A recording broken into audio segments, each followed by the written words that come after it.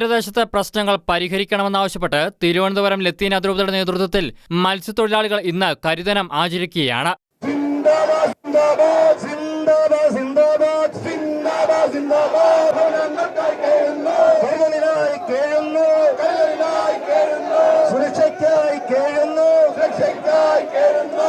രാവിലെ കുർബാനയ്ക്ക് ശേഷം തീരപ്രദേശത്തെ എല്ലാ പള്ളികളിലും കരിങ്കൊടി ഉയർത്തി. വികസനമെന്ന ഓമനപ്പേരിൽ മത്സ്യത്തൊഴിലാളികളെ ദ്രോഹിക്കുകയാണ് സർക്കാർ. ഇതിനെതിരെയാണ് സമരം. വിഴിഞ്ഞം തുറമുഖ നിർമ്മാണം നിർത്തിവെക്കണമെന്നടക്കമുള്ള ആവശ്യങ്ങൾ ഉന്നയിച്ച് തുറമുഖത്തിനു മുന്നിൽ ഉപരോധ സമരം തുടങ്ങിക്കഴിഞ്ഞു.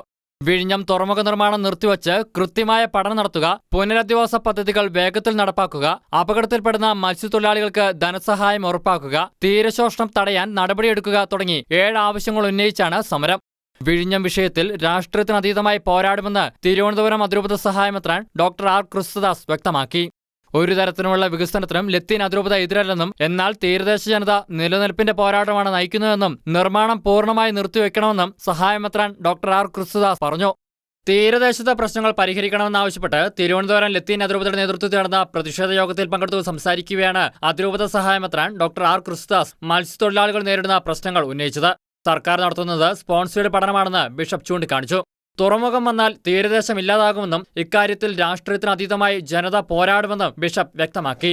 ആ പഠനങ്ങളിലൊന്നും ഈ വിഴിഞ്ഞം അന്താരാഷ്ട്ര തുറമുഖം കാരണമാണ് ഈ തീരശോഷണം സംഭവിക്കുന്നത് എന്ന യാഥാർത്ഥ്യം ഒളിച്ചുവെക്കുകയാണ് ഉത്തരവാദിത്തപ്പെട്ടവർ ചെയ്യുന്നത്.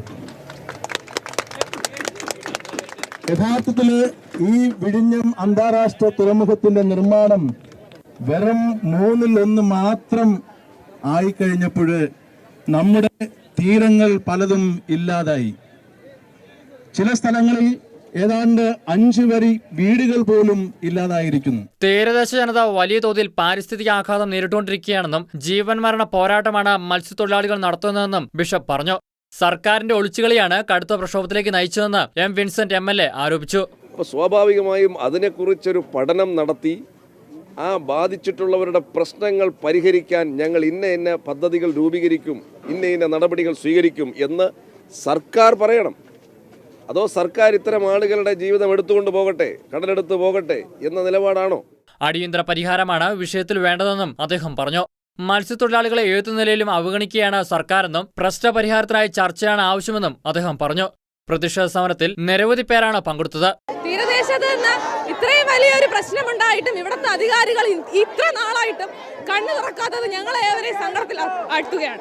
2018 പ്രളയത്തിൽ മത്സ്യത്തൊഴിലാളികൾ കേരളത്തിന്റെ സൈന്യമെന്ന് വിശേഷിപ്പിച്ച അതേ ഭരണകർത്താക്കളും അതേ പൊതുസമൂഹവും എന്തുകൊണ്ട് നിലനിൽപ്പിനായുള്ള അതിജീവനത്തിനായുള്ള ഈ സമരം കണ്ടില്ലെന്ന് നടിക്കുന്നു?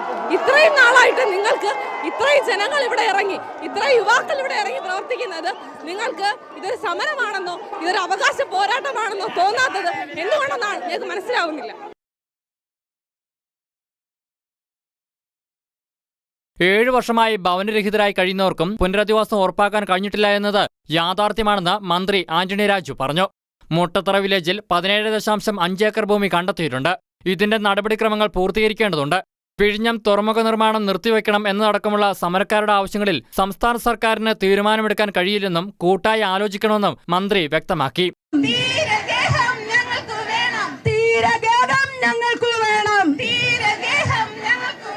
കടലിനടിയിൽ പുലിമുട്ട്, കടലിനടിയിൽ പുലിമുട്ട്, കൂട്ടി കൂട്ടി എറിയല്ലേ, കൂട്ടി കൂട്ടി എറിയല്ലേ, മുക്കുവർദ്ധൻ നാർത്തനാദം, മുക്കുവർദ്ധൻ നാർത്തനാദം, തിരകളായി ഉയർന്നിട